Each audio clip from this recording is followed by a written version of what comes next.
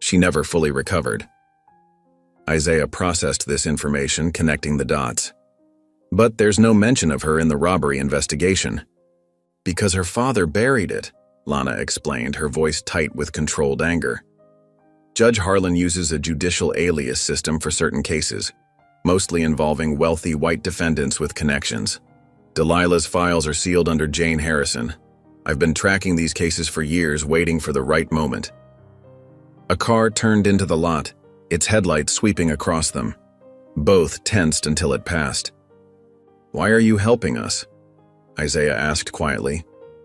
Lana's eyes hardened. "Because 20 years ago my father was falsely convicted in Harlan's courtroom. He died in prison while I was still in the academy. Some debts need to be paid." Isaiah's phone buzzed again. Another text from Lana's team. "Don't start your car. Bomb confirmed." His rental car sat innocently in the parking lot, hiding its lethal cargo. Lana was already moving, speaking rapidly into her radio. Within minutes, her colleagues had disabled the ignition system, preventing the detonator from activating. "Concordia's getting desperate," Lana said, watching the bomb squad work from a safe distance. "They know we're close. Whatever you're planning to do with this evidence, do it fast." Isaiah spent the rest of the night in a secure location preparing his presentation. He organized the enhanced footage, cross-referenced it with Delilah's sealed records, and documented the pattern of judicial interference.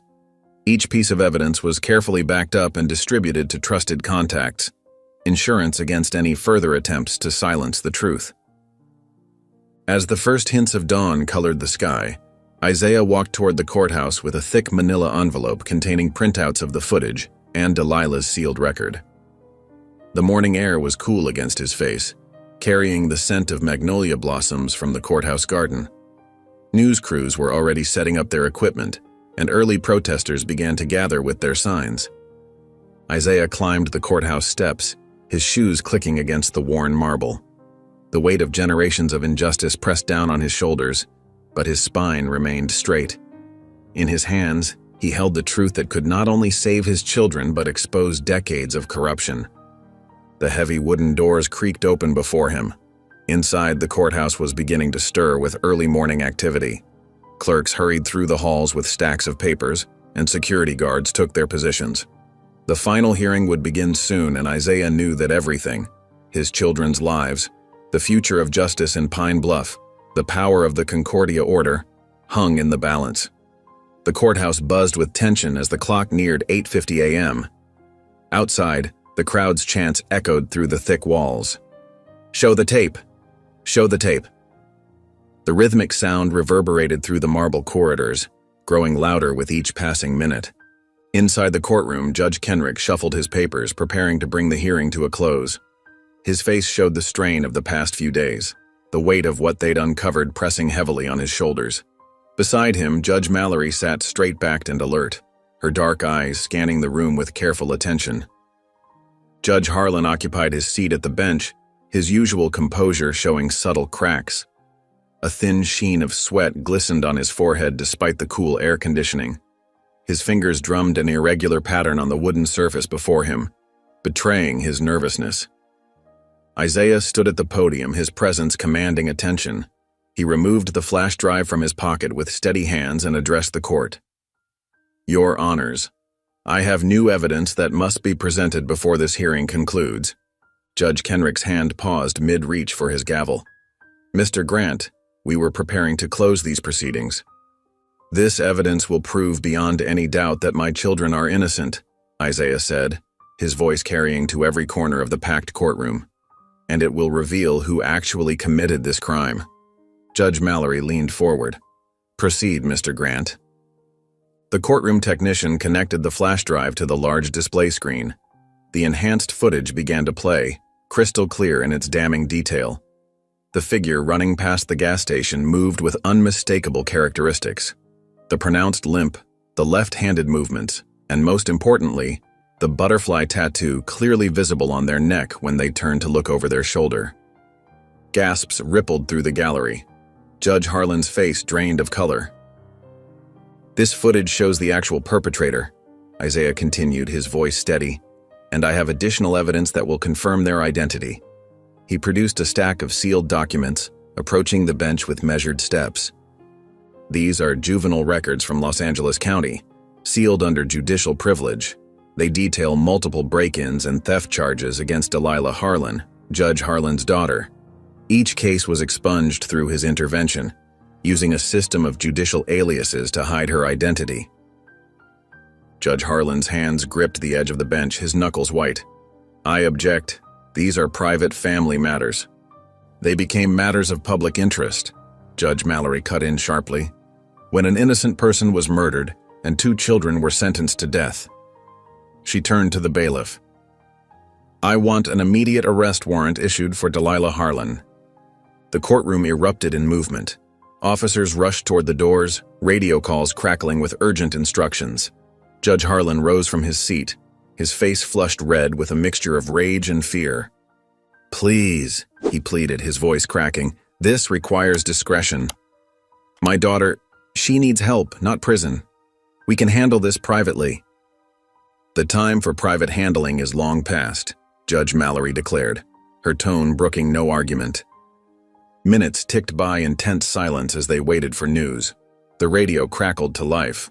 Officers had found Delilah attempting to flee in a stolen vehicle. They pursued her to a gas station just outside town limits where they managed to block her escape. The arresting officer's voice came through clearly. Suspect in custody. She's talking, sir. First words were, I didn't mean for him to die.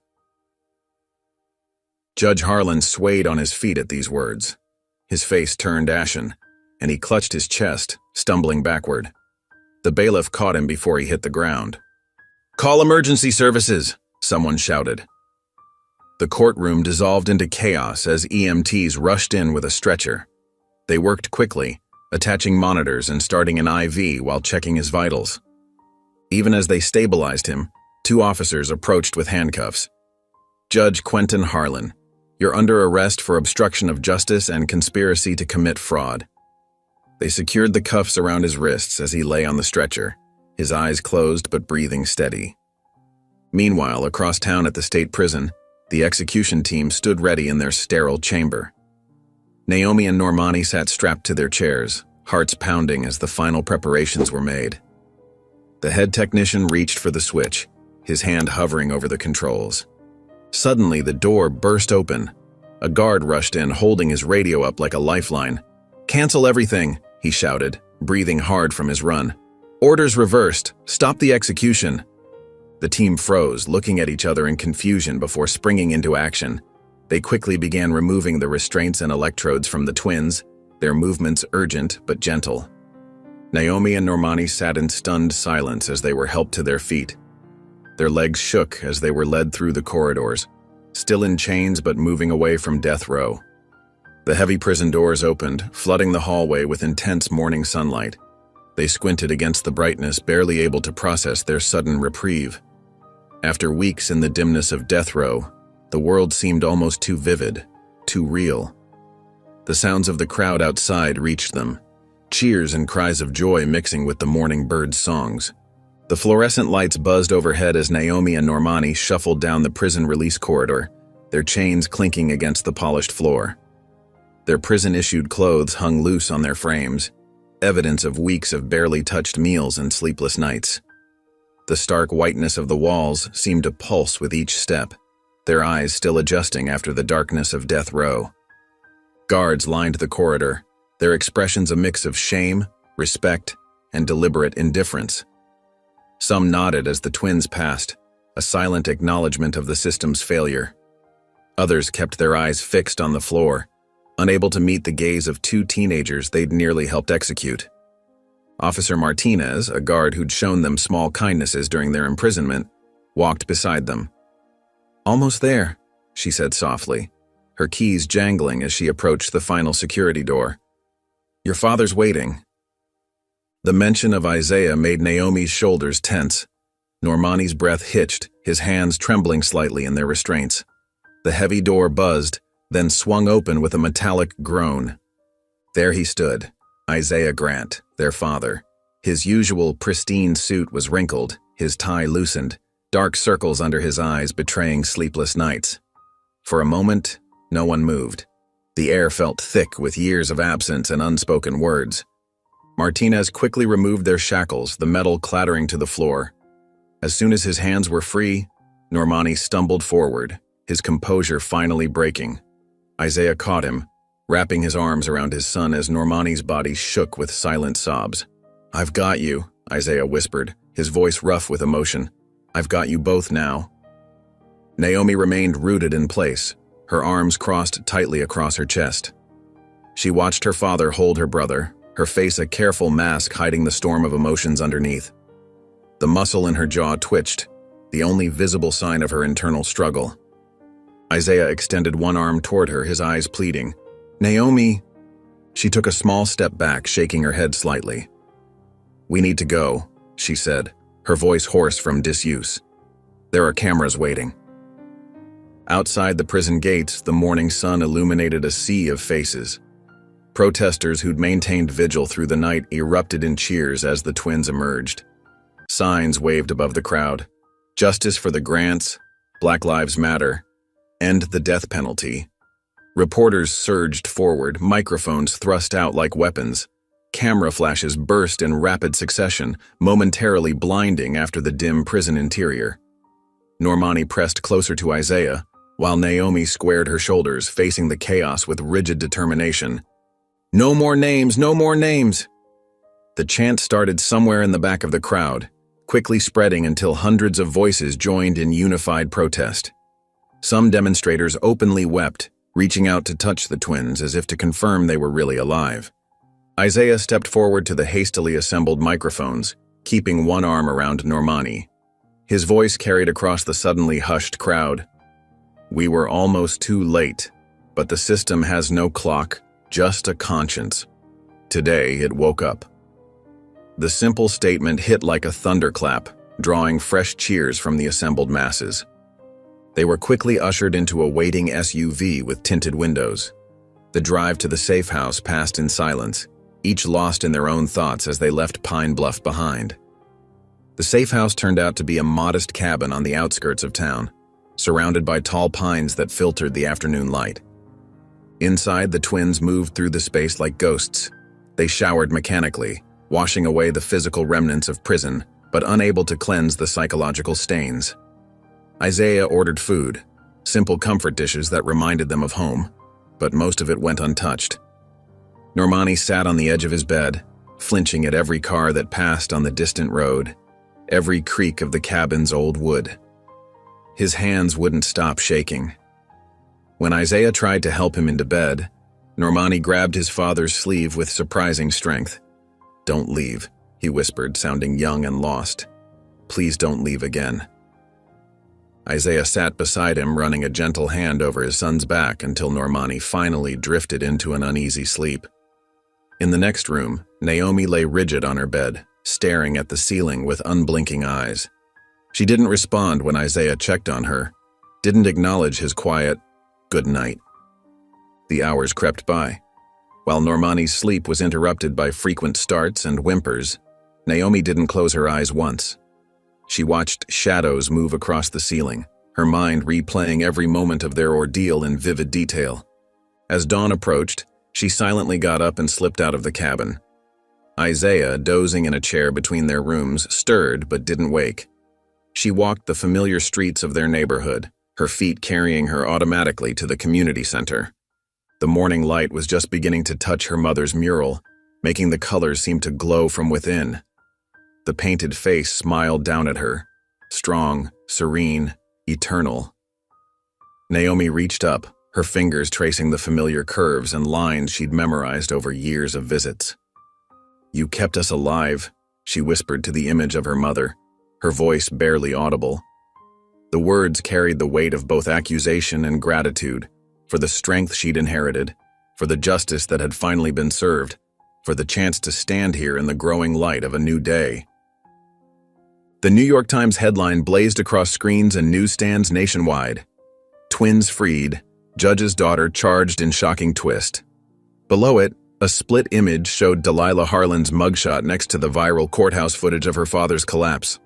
The story spread like wildfire across social media platforms, with hashtags #Concordia Truth, Naomi and Normani, and Sovereign Silence trending simultaneously. Cable news channels ran the courtroom footage on endless loop. Isaiah's presentation of evidence, Judge Harlan's breakdown, the dramatic revelation of Delilah's involvement. Political pundits and legal analysts dissected every moment, every facial expression, every procedural detail. "This isn't just about two wrongfully convicted teenagers," said a prominent civil rights attorney on CNN. "This exposes a centuries-old system of judicial corruption that's been operating in plain sight." Protests swelled in cities across America. In Atlanta, thousands gathered outside the state Supreme Court building, demanding audits of death row cases. Chicago's criminal courthouse steps were covered in butterflies, a symbol now associated with the twins' near execution. Outside the Department of Justice in Washington, demonstrators held up enlarged photos of other suspected Concordia-linked convictions. Law students at Howard University formed a research collective, digging through archives and digitized records for patterns matching the Concordia order's methods. Their findings began appearing in detailed Twitter threads and TikTok videos reaching millions. "Look at these signature suppressions," one viral post explained, showing courthouse documents from various decades. Same language, same procedural blocks, same results. Predominantly black defendants, expedited trials, maximum sentences. Naomi sat in a softly lit studio, facing acclaimed filmmaker Ava DuVernay. Cameras rolled as she recounted their ordeal with remarkable composure. Her voice remained steady even as she described the moment they were told to prepare for execution. "They wanted us to write final statements," she said, her hands clasped tightly in her lap. "But I knew we weren't going to die there. Not like that. Not for their lies." DuVernay leaned forward. "How did you maintain that certainty?" "Our mother," Naomi replied, her eyes bright with unshed tears. "She taught us that justice might be slow, might be hard, but it's unstoppable when truth is on your side." Meanwhile, Normani focused on healing. He attended daily sessions with Dr. Patricia Wells, a trauma specialist who worked specifically with survivors of wrongful imprisonment. In her peaceful office, surrounded by plants and soft lighting, he gradually began to process the experience. "I still can't sleep through the night," he admitted during one session. "Every time I close my eyes, I'm back in that cell, counting down minutes." "That's a normal response to severe trauma," Dr. Wells assured him. "We'll work through this together, at your pace." Isaiah faced his own reckoning before a congressional ethics panel. The hearing room was packed as he took his seat, cameras tracking his every movement. The questioning was brutal and direct. "Mr. Grant," Congressman Morris began, "please explain your decision to seal the investigation report regarding your wife's death 5 years ago." Isaiah's hands trembled slightly as he adjusted the microphone. The moment of truth had arrived. "I made a devil's trade," he admitted, his voice heavy with regret. "My silence for a seat, and it cost me my family." The room erupted in murmurs. Photographers' cameras clicked rapidly, capturing his expression of raw pain and shame. "Would you make the same choice today?" Morris pressed. "No," Isaiah answered firmly, "because now I understand. Silence doesn't buy safety. It only feeds the monster."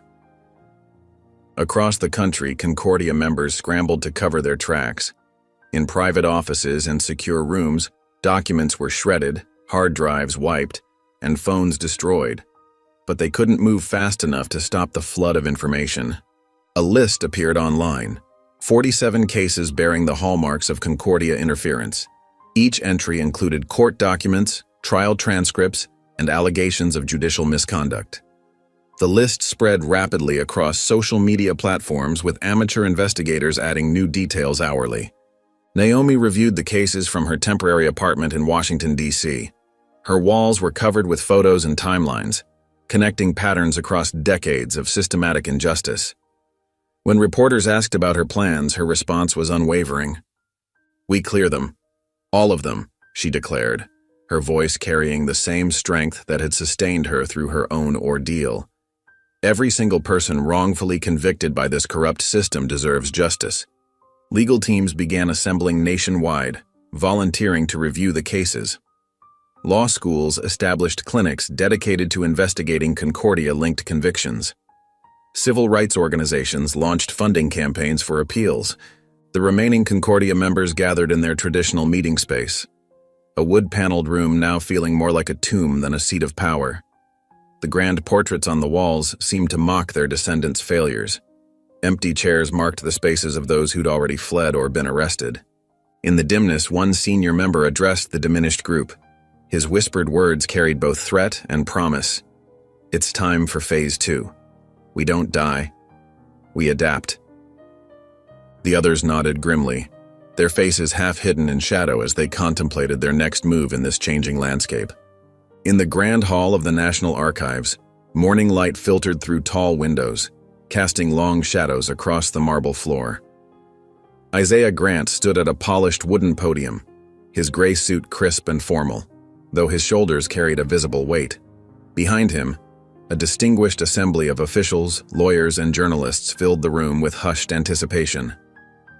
In his trembling hands, he held a manila envelope that had haunted him for 5 years, the sealed report of his wife's death. The envelope's official seal gleamed under the chandelier lights. Camera shutters clicked rapidly as Isaiah broke the seal, the sound echoing through the hushed chamber. His fingers moved deliberately, almost reverently as he withdrew the documents. "What I'm about to read," he began, his voice steady despite his inner turmoil, "should have been public record 5 years ago. My silence then was a betrayal, of justice, of truth, and of the woman I loved." He adjusted his reading glasses and began to read. The report's clinical language couldn't mask its devastating content. At approximately 9:47 p.m. on April 15th, Officer Cal Denton encountered Rochelle Grant outside the Pine Bluff Community Center. Mrs. Grant was observed in a kneeling position, retrieving dropped papers from a voter registration drive. Isaiah paused, taking a deep breath before continuing. Officer Denton approached with weapon drawn, despite no visible threat. Mrs. Grant remained kneeling, hands visible, when Officer Denton's weapon discharged. The bullet entered through her upper back, causing immediate fatal injury. The room remained deathly quiet as Isaiah continued reading. The report detailed how the shooting was quickly labeled an accidental discharge through an internal review process. Evidence of coordination between Pine Bluff authorities and federal intermediaries emerged in email exchanges and modified reports, each carefully designed to bury the truth beneath layers of bureaucratic procedure. "The final determination," Isaiah read, his voice now thick with emotion, "cites unfortunate circumstances and departmental protocol compliance as mitigating factors in Officer Denton's favor. No charges were recommended." As the last words echoed through the chamber, a wave of murmurs swept through the assembled crowd. Journalists immediately began broadcasting live updates, their voices hushed but urgent as they reported this shocking revelation to the nation. The public reaction was swift and powerful. Within hours, Rochelle Grant's story dominated news cycles and social media. Her image, a beautiful Black woman known for her community work and dedication to voter rights, became a powerful symbol of what activists called the quietly erased. These were the victims whose stories had been buried under paperwork, their deaths hidden behind official stamps and sealed envelopes. That evening, cities across America held candlelight vigils. In Atlanta, thousands gathered at the Civil Rights Memorial, holding pictures of Rochelle. In Chicago, protesters laid voters' registration forms at the federal courthouse steps. In Los Angeles, artists painted a massive mural of her face with the words, "Silence kills truth," beneath it. Back in Washington, Isaiah sat in his office at the Department of Justice, drafting his resignation letter. His words were interrupted by a knock at the door. The president's chief of staff entered, carrying a message. The president wanted Isaiah to remain in his position. "The president believes," the chief of staff explained, "that your unique position and experience make you the ideal person to lead a new DOJ task force. We need someone who understands Concordia's methods from the inside, someone who can help dismantle this system properly." Meanwhile, Naomi had transformed her apartment into a makeshift legal command center. Laptops and documents covered every surface as she coordinated with lawyers across the country, reviewing cases that bore Concordia's fingerprints. Her legal training and first-hand experience with their tactics made her an invaluable resource for other families seeking justice. "Look for the pattern," she explained to a group of volunteer law students via video conference. Expedited trials, missing evidence, witnesses who suddenly change their stories. These are Concordia's signatures. Normani worked quietly in the background, his trauma manifesting in meticulous attention to detail. He developed a digital system for cataloging cases, cross-referencing timestamps and court documents with obsessive precision. Each file he processed was a small victory against his own demons, a way of ensuring no other family would endure what they had. During his therapy sessions, Normani began opening up about the connection between his current work and his healing process. "Every time I verify a timestamp or find a discrepancy," he told Dr. Wells, "it feels like I'm fighting back. Not just against them, but against the fear they put in me." As the sun set that evening, Isaiah made his way to Rock Creek Cemetery. Rochelle's grave, well-tended but simple, stood beneath an old oak tree. In his hands, he carried a carefully folded American flag, the same one that had hung in his DOJ office throughout his years of silence.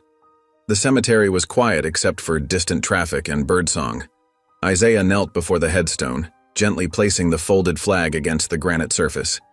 His fingers traced the engraved letters of her name. "You were my truth," he whispered, his voice barely audible in the gathering dusk. "And I finally spoke it." The morning sun cast long shadows across Pine Bluff's industrial district as FBI vehicles surrounded a nondescript warehouse. The building's faded exterior and Anderson Storage Solutions sign had fooled locals for decades, but today its true purpose would be exposed. Special Agent Marcus Chen gave the signal. "Execute warrant," he commanded into his radio. Teams of agents wearing tactical gear and carrying battering rams approached from multiple angles. The front door's reinforced steel didn't stand a chance against their coordinated assault. Inside, agents found what appeared to be a typical storage facility until they reached the back wall. Behind a false panel lay a state-of-the-art security door with multiple electronic locks. The FBI's tech team made quick work of the security system, revealing a climate-controlled archive that stretched the length of the building. "My God," Agent Chen whispered as the lights flickered on.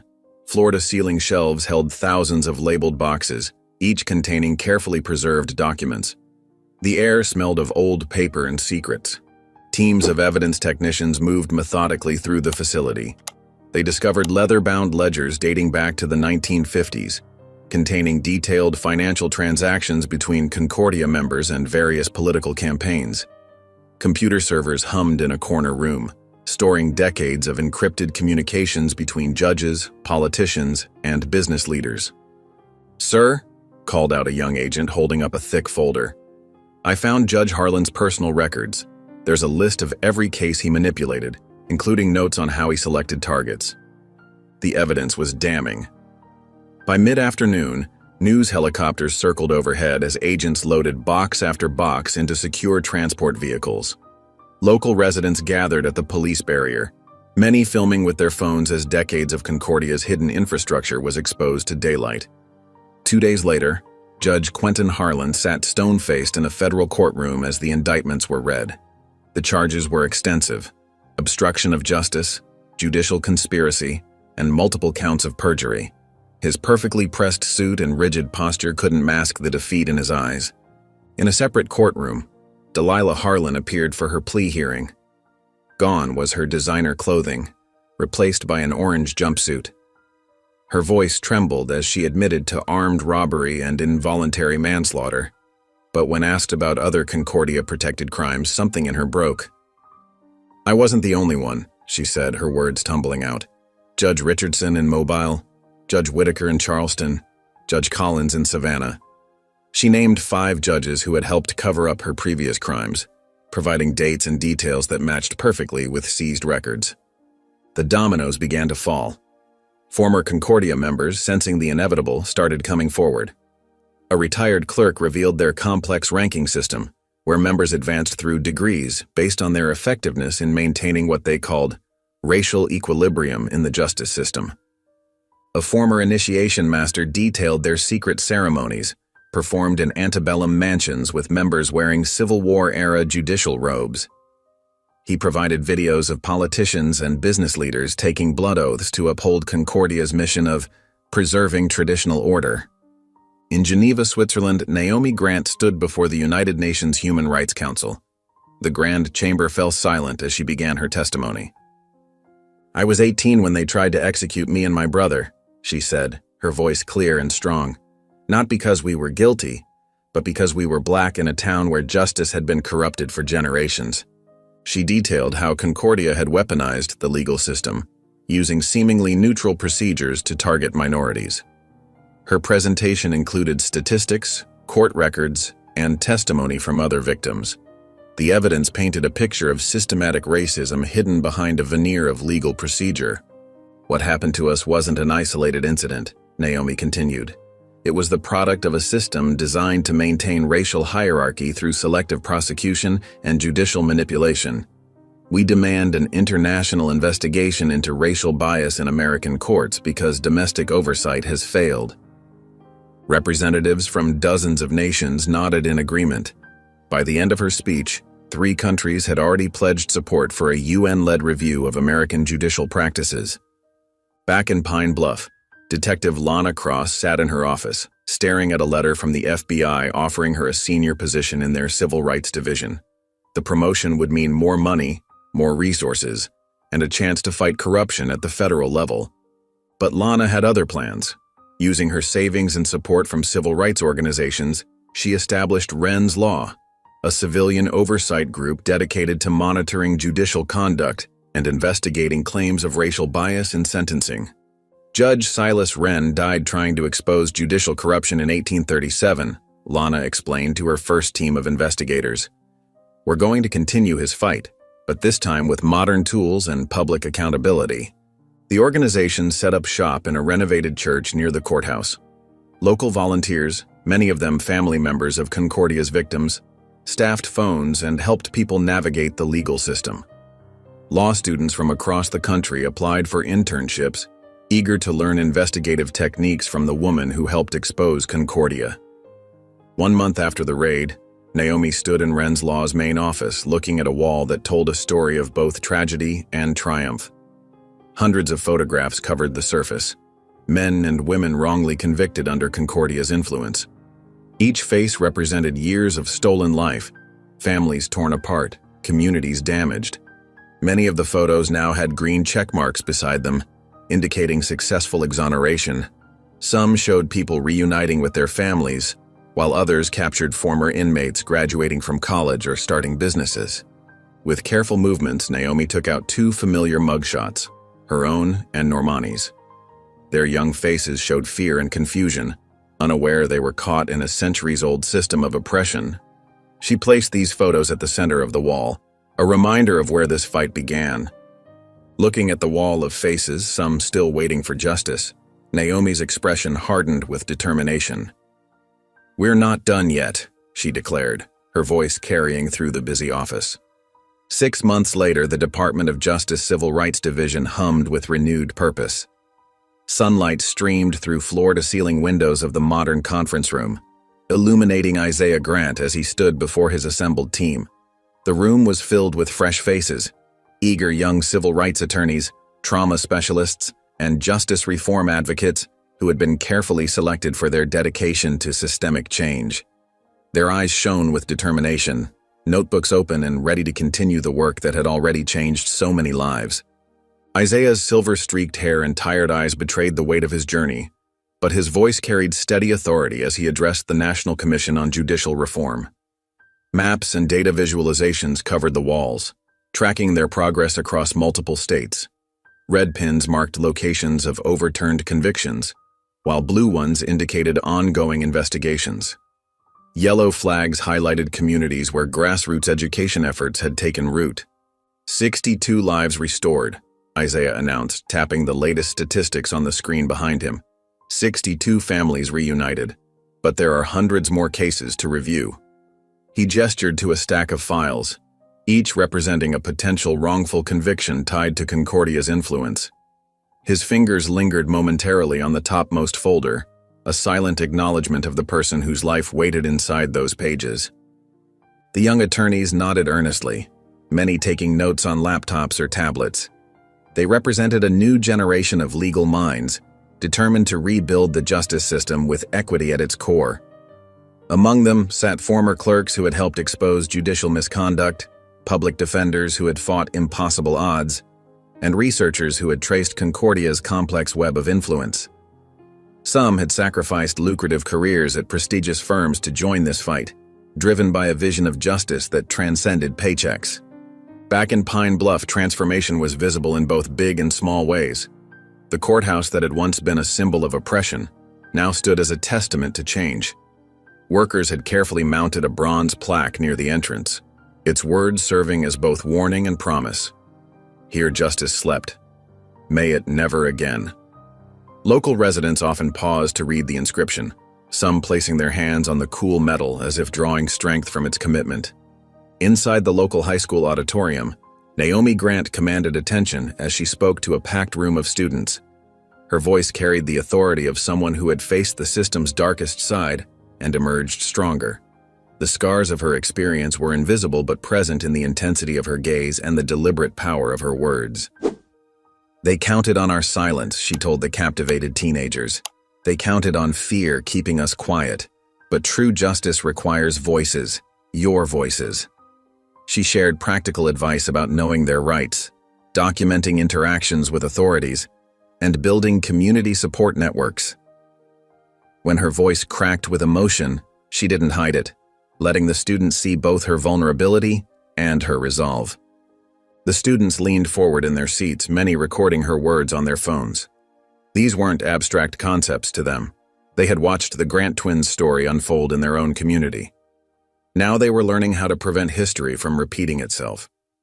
Several hands shot up during the question period, eager for guidance on how they could make a difference in their own neighborhoods. Across town, Normani worked in quieter ways. The community center where he and Naomi had once volunteered became his base of operations for helping formerly incarcerated youth rebuild their lives. He avoided cameras and speeches, preferring to work one-on-one with teenagers struggling to find their footing after release.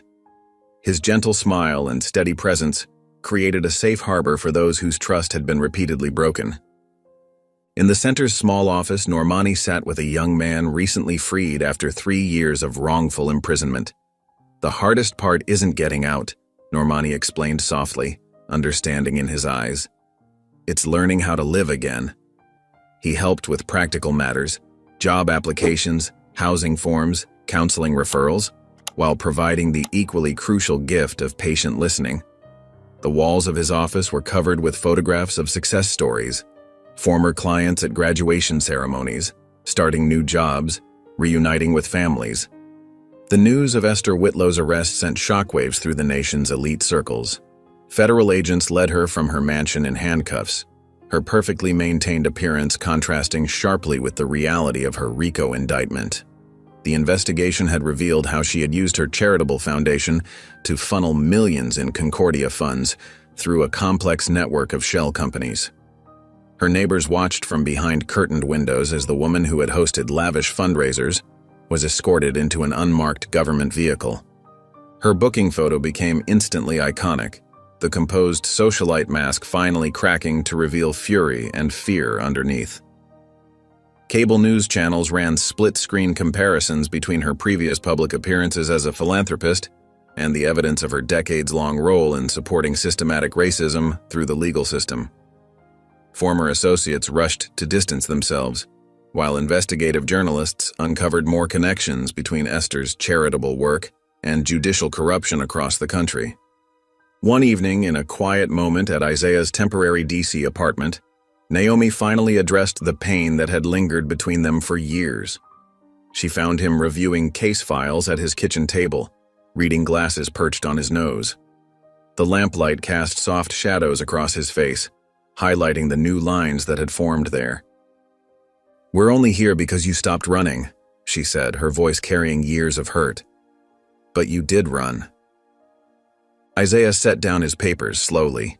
He didn't turn to face her immediately, letting the weight of her words settle in the room. When he finally spoke, his voice was heavy with acceptance. I know. I live with it. His shoulders seemed to carry the invisible burden of all his choices, good and bad. The simple admission hung between them, not an excuse or a plea for forgiveness, but an acknowledgement of truth. The silence that followed felt less sharp than those that had come before. Something had shifted between them. Not forgiveness exactly, but perhaps the beginning of understanding. In his DOJ office, Isaiah began the process of stepping away from public service. He carefully packed away certificates and awards, official photographs, and legal texts.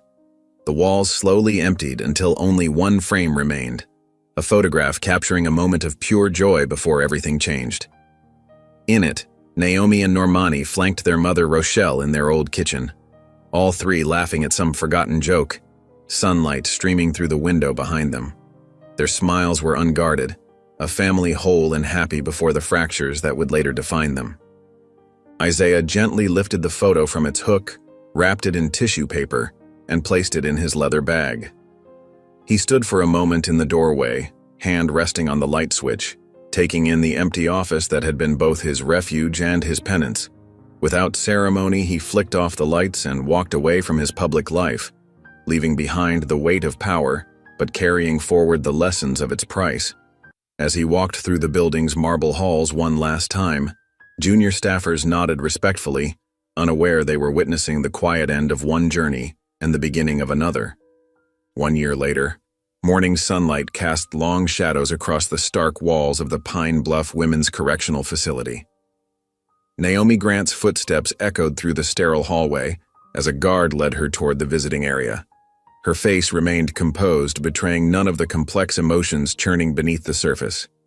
The familiar scent of industrial cleaner and stale air brought back unwelcome memories she fought to push aside.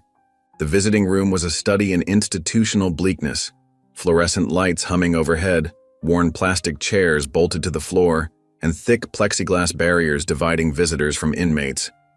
Naomi took her seat with deliberate calm, placing her hands flat on the metal counter before her. She drew a deep breath, steadying herself for what was to come. Through the scratched barrier, Delilah Harlan appeared, escorted by a corrections officer. The judge's daughter looked markedly different from her booking photo, her designer clothes replaced by prison orange, her carefully maintained appearance stripped down to bare essentials. Her once perfect hair hung limp around her face, dark circles shadowing her eyes. She moved with nervous energy, fingers constantly moving, eyes darting around before settling on Naomi's steady gaze. A soft knock from the guard signaled the start of their allowed time. For several moments, neither woman spoke. The silence stretched between them like a physical thing, heavy with unspoken history. The clock on the wall ticked loudly, counting down their precious minutes. "I've been going to therapy," Delilah finally said, her voice slightly muffled by the plexiglass. 3 times a week. She paused, swallowing hard. "I started drawing again, mostly butterflies." Her hand unconsciously moved to her neck where the edge of her tattoo peeked above her collar. Her fingers trembled as they traced the outline. Naomi remained silent, her expression neutral but attentive. Her stillness seemed to make Delilah more anxious, words spilling out faster, tumbling over each other in her rush to fill the void. "The therapist says art can help with processing trauma. Not that I'm saying I'm the one who..." Delilah's voice cracked. "What I mean is, can I ever be forgiven? For what I did? For what my father did?" Her eyes pleaded across the divide that separated them. Without speaking, Naomi reached into her bag and removed a single sheet of paper. With precise movements, she placed it against the plexiglass. It contained a list of names, dozens of them, each representing a young black life derailed by Judge Harlan's corrupt rulings. All now exonerated, but years lost could never be returned. Some names had small stars beside them, those who hadn't lived to see justice. "They can't ask you for forgiveness," Naomi said, her voice clear and measured. "So I came to say it for them." Each word was carefully chosen, delivered with quiet intensity that filled the small space. The words hit Delilah like physical blows. She crumpled forward, shoulders shaking with sobs. Tears ran down her face, dropping onto the metal counter below. Through it all, Naomi watched without flinching, without offering comfort. Her eyes remained dry, focused, and clear, though her knuckles whitened slightly as she pressed her hands against the counter. "This isn't about hate," Naomi continued after Delilah's sobs had quieted to hiccuping breaths. "This is about remembrance. Every name on this list was someone's child, someone's sister or brother, someone's future that your father tried to erase." She tapped the paper gently, drawing Delilah's red-rimmed eyes back to the names. Outside in the prison parking lot, Normani leaned against their car, his face turned toward the morning sun. The warmth felt good against his skin, a small comfort as he waited. When Naomi emerged from the building, he straightened up, studying her expression carefully, searching for signs of distress or resolution. "Did it help?" he asked softly as she approached, keys jingling in his hand. Naomi paused before answering, considering the weight of the question. The breeze ruffled her hair as she looked back at the imposing facility. "No," she finally replied, "but it was necessary." She squeezed her brother's arm gently before sliding into the passenger seat. Later that afternoon, Naomi walked alone through the halls of what had once been the Concordia Courthouse. The building had been transformed into a Truth and Reconciliation Museum, its stark white walls now covered with photographs, documents, and interactive displays chronicling both the darkness of the past and the ongoing fight for justice. Her footsteps echoed in the cavernous space, mingling with the hushed voices of other visitors. Her footsteps slowed as she approached a particular exhibit. Behind protective glass, two photographs hung side by side, one showing Judge Silas Wren, the abolitionist whose courage had helped save her and Normani's lives, the other showing her mother, Rochelle Grant. Both had fought the same system, generations apart. Both had paid heavy prices for their principles. Rochelle's smile, frozen in time, made Naomi's heart ache with love and loss. Naomi stood before the display, her reflection ghosting over the glass. "We were never meant to survive," she whispered to the silent photographs. "And yet, here we are." She pressed her palm against the cool surface, as if reaching across time to touch her mother's face. Behind her, scaffolding rose along one wall where artists worked on a new mural. Their brushes moved with purpose, bringing to life a powerful image. Naomi, Normani, and Rochelle emerging from dark waters, their faces determined, their hands gripping a torn scroll marked with the words, Clause 19B. The artwork seemed to pulse with life and meaning, a testament to survival and transformation. Paint fumes mingled with the scent of hope as the artists captured in vivid color what words alone could never express. If you enjoyed the story of Naomi and Normani, I handpicked this next story. If you enjoyed the story of Naomi and Normani, I handpicked this next story that you will enjoy. Please don't miss this one. Click here to watch it.